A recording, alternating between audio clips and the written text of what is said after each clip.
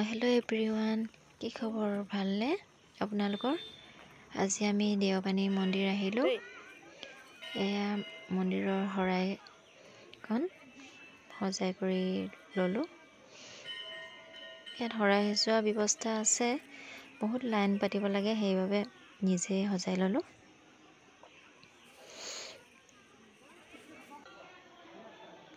এবাৰ বেটী আৰু মই ধূপ চাকি জ্বলাই ল'লোঁ।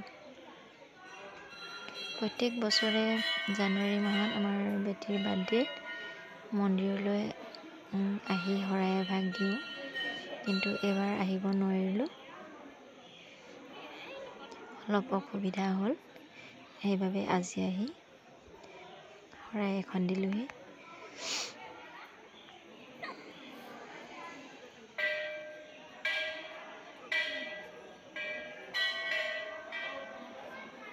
আজি মানুহ ইমান বেছি নহয়, অলপ কম। দেওবাৰে অলপ বেছি হয় মানুহ।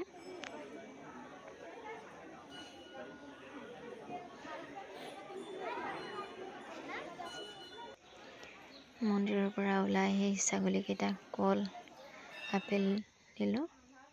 এবাৰ ভোক লাগিলে প্ৰসাদ খাবলৈ একেবাৰে বহি ল'লোঁ।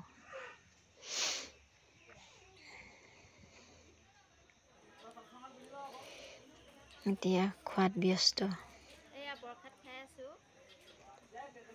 মন্দিৰৰ পৰা ওলাই আহি ভোক লাগিছে।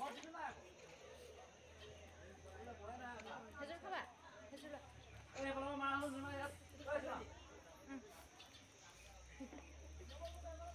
কমলা খাই দিয়া। ভেন্দি? দুপৰীয়ামান খালা।